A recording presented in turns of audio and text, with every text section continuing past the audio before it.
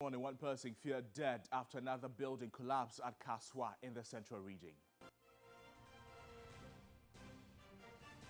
Also in the bulletin, Executive Director of the Africa Center for Parliamentary Affairs, Dr. Raman, has criticized the decision of the minority to boycott parliamentary proceedings over prosecution of 3 NDC MPs. Plus, civil society groups have welcomed the incarceration of 2 women for 12 years for their involvement in the murder of 90-year-old Accra Dente at Kafaba in the Savannah region over witchcraft accusations.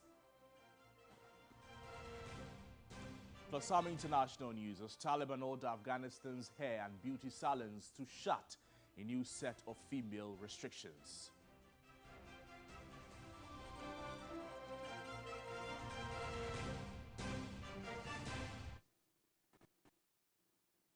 You're welcome to the program. We're starting this morning from news concerning the Finance Ministry and some economics affairs, because the Finance Minister, Kenneth Foriata, has admitted the domestic debt exchange was a very difficult experience, but the country needed to bite the bullet in order to ensure a speedy economic recovery. He noted that the economy has started stabilizing following the IMF deal approval. He was speaking at an event to observe America's Independence Day in Accra. The media will recognize that it's been quite a dramatic change in where we are. During that period in which we did a double take to go to the fund, we got the SLA in record time. We got the fund approval in record time. We got 3 times our quota, which is unprecedented, 3 billion. We also were able to front load it so that we may get 1.2 billion this year, which is good. And then within 3 days of the approval, also, it was disbursed for us. And then inflation has tapered down from 54 to where we are. I think the currency is a little bit more stable. Treasury bill rates have moved from 35 to maybe 20-something%. The domestic debt exchange program was very difficult for us as a country, but I think, the need to do it is being proven. So you can see some stability, and we are grateful for that.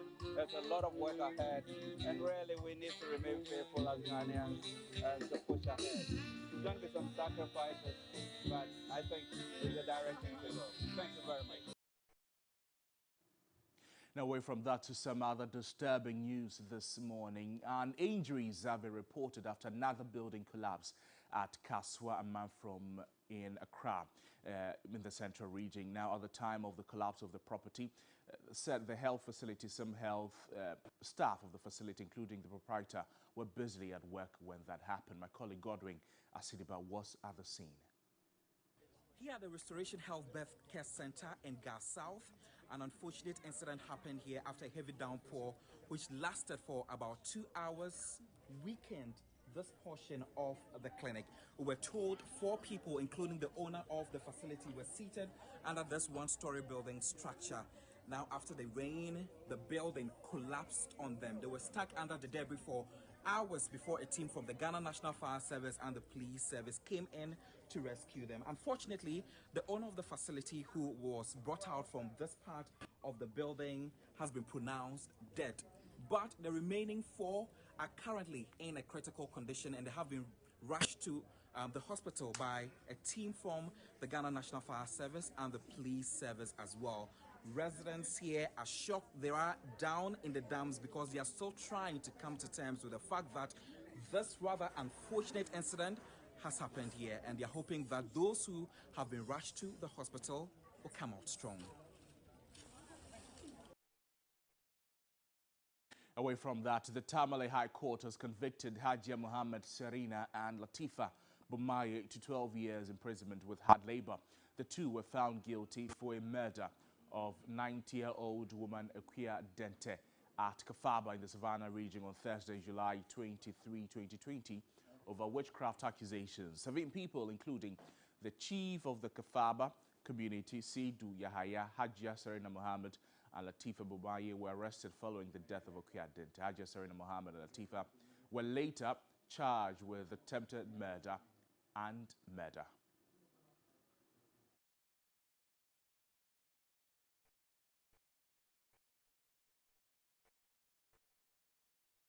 Director of a northern-based human rights group, Songtaba, Latamatu Adam, has welcomed the 12-year incarceration of the two women for the murder of 90-year-old Akuaden Kafaba in the Savannah region. She also wants the anti-witchcraft bill passed to criminalize witchcraft accusation and further protect the rights of the vulnerable. We human rights defenders, women's rights activists are quite impressed with this ruling. This is just one aspect that we need to encourage, but then also we still need to work with communities to strengthen protection mechanism, at the community level. And we need to work closely with the traditional authority towards women and underserved population protection.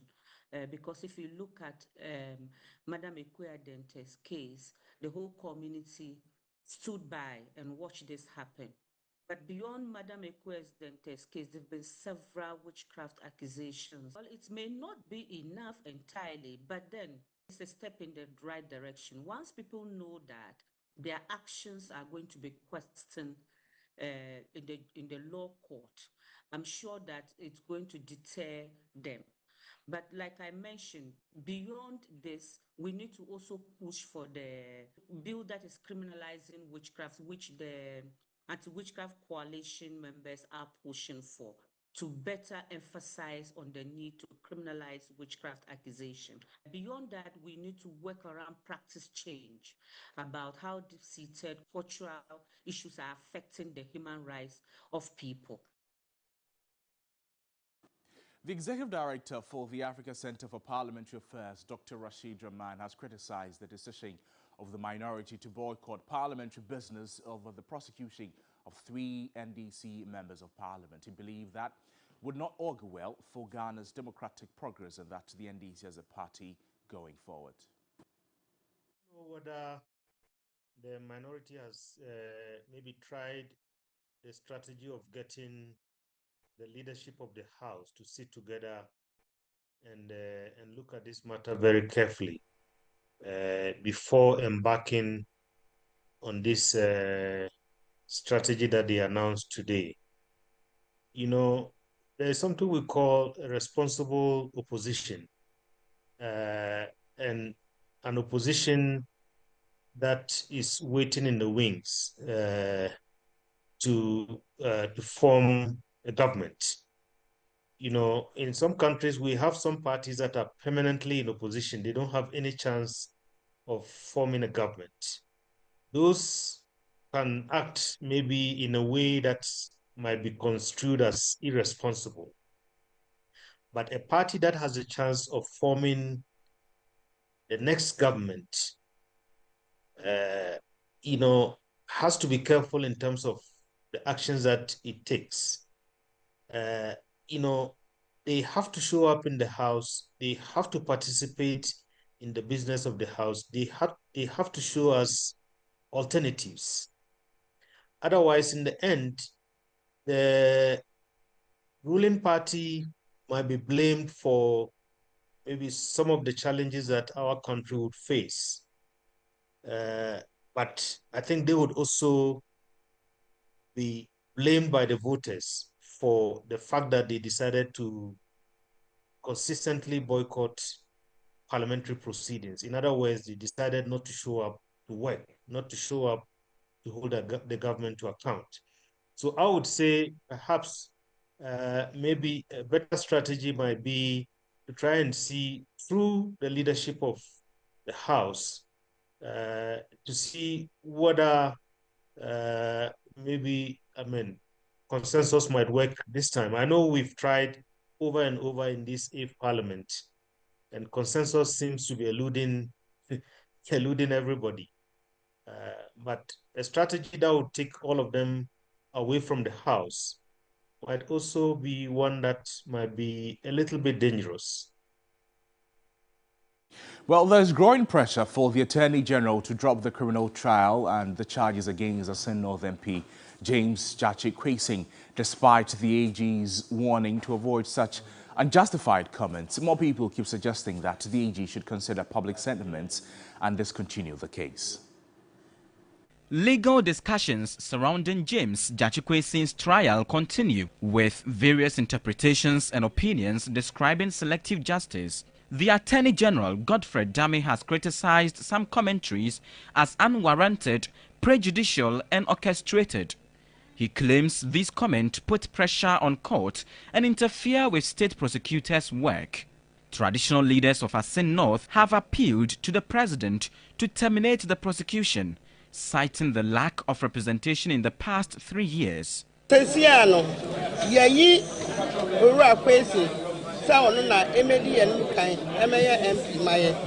We plead with the president to intervene to end the trial because our development as people of Asin North has suffered due to the court case. We have already chosen him to lead us, so we need to put the past behind us. For a former Attorney General, Ayukwe Otu, it will be politically prudent for the Attorney General to enter a nolli prosequi to end the case. For now, the MP will continue appearing in court regardless of his status as a lawmaker. Christian Yali, TV3 News. Now, President Kufuor has charged the Ministry of Tourism, Arts and Culture to devise effective marketing strategies to attract some 1 million domestic and international visitors to the renovated Kwame Nkrumah Memorial Park. The President gave the charge at the commissioning of the 13 million cities redeveloped Kwame Nkrumah Memorial Park in Accra.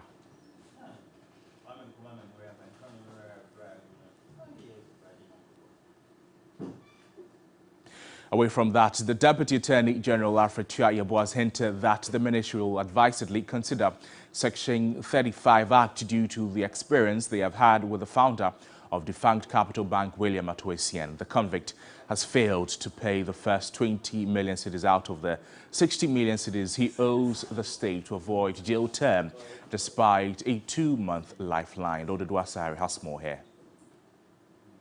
Founder of defunct Capital Bank, William Atuesien, has received another lifeline from an Accra High Court presided over by Justice Eric Chebafo. His lawyers had argued that he was unable to raise the 12 million Ghana cedis because as a convict, his passport had been seized by the court registry and he was unable to move around. Atuesien was expected to pay the first tranche of the restitution money of 20 million Ghana cedis by the end of April, but had made a total payment of 8 million Ghana cedis. Lawyer for the convict, Bafoju Bunso-Ashia, holding brief for Thaddeus Sorry, prayed the courts for an additional 3 months to be able to raise the remainder of the money since they were facing an uphill task of raising the money locally. Additionally, he pleaded with the courts to release Atuesien's passport to allow him meet with partners outside the country to help raise the money, but was quickly shut down by the judge. After deliberations, presiding judge Eric Chebafo reluctantly gave the former CEO of Capital Bank up to July 27 to pay the remainder of the money or risk jail time. Deputy Attorney General Alfred Tuah spoke to the media after the adjournment. It is a tool that is still available to accused persons, but I think that if an accused person decides to take advantage of that section, you must be also ready to go by the terms that you undertake to undergo. But the whole thing is, if you agree that you are going to pay an amount by X date and refuse to pay, and we have to be chasing you up and down, I don't think it's something that we may want to encourage. So having this experience, this particular case, in subsequent proceedings, we may also want to change our strategy. It remains to be seen if by July 27, William Atuesien would have been able to raise the required monies to dodge jail time. Lodi Dwasari, TV3 News, Accra High Court. Still on matters concerning the court, and James Jachikwesin was given the green light to absent himself from his criminal trial due to a swearing-in after lawyers stated that he was on a national assignment. Lodi Dwasari explains here. Presiding Judge Mary Mami Ekyeyanzu notified the court about a letter received from Parliament regarding the swearing-in of James Jachikwesin as Asin North Member of Parliament. Prosecution and defense resulted to an adjournment of the criminal proceedings, citing a national assignment by James Jachikwesin. The court hence adjourned proceedings to Thursday, July 6, for defense lawyers to file stay of execution. NDC Head of Legal Affairs, Ibrahim Maleba, who expressed satisfaction, backed calls for the Attorney General to discontinue the case. What we don't want is for the state to use its might to re-rule the process so that our client will go to jail. We want the processes to be fair. We are not saying that we won't come and stand trial, but for the daily hearings, that is what we are against. And no criminal in this country, an accused person rather, has been brought to court every day. Why should he be questioned? And so that's what we are against. If a Ghanaian feels that it's a complete waste of time to continue prosecuting the MP-elects and voices out that the Attorney General should use his power of knowledge, I don't see anything wrong with that. Deputy Attorney General said although the ceremony in Parliament was a national assignment, it won't be consistent. I hope it does not become a norm. You may be an MP, that's all right. But if you have a matter in court, you must also be in court. Because you have two arms of government. The legislature, I've had the two arms, the legislature and then the judiciary. If you have an assignment to perform in Parliament, you do it. If you want an assignment or a duty to also perform in the court, you also do it. You cannot say because you have an assignment in Parliament all the time, the court should not go on dealing with these matters. That would not be proper. Let's bring you some international news now as the Taliban have ordered hair and beauty salons in Afghanistan to shut in the latest restriction faced by women. A Vice and Virtue Ministry spokesman told reporters businesses had 1 month to comply starting from July 2 when they were first informed of the move. Women's freedoms have steadily shrunk since the Taliban seized power in 2021. They have barred teenage girls and women from classrooms, gyms and parks, and most recently even banned them from working for the United Nations. Taliban have also decreed that women should be dressed in a way that only reveals their eyes and must be accompanied by a male relative if they are traveling more than 48 miles. The restrictions have continued despite international condemnation and protests by women, as well as activists speaking on their behalf. Shutting beauty salons was part of a wide range of measures imposed by the Taliban when they were last in power between 1996 and 2001. But they reopened in the years after the 2001 US-led invasion of Afghanistan.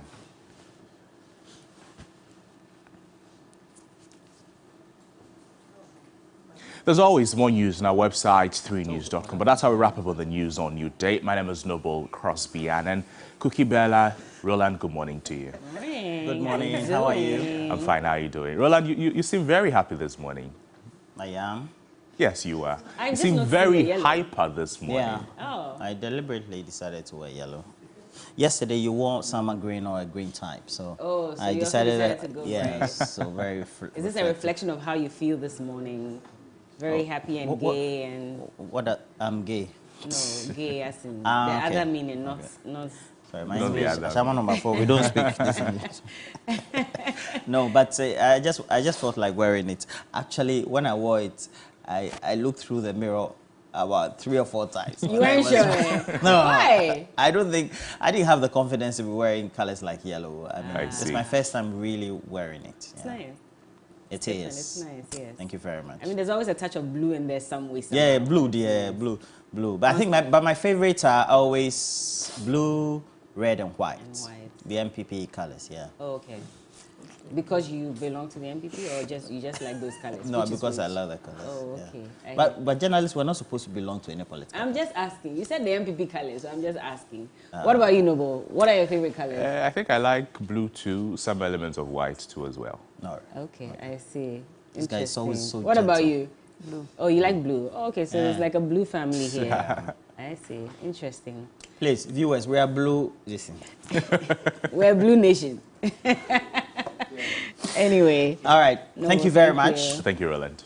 How you guys doing now? Charlie, fantastic. Fantastic. Only a bit sad about that incident of the attempted suicide of the student at Accra University. But, well, it's crazy. I mean, we're seeing depression trending, say no to suicide.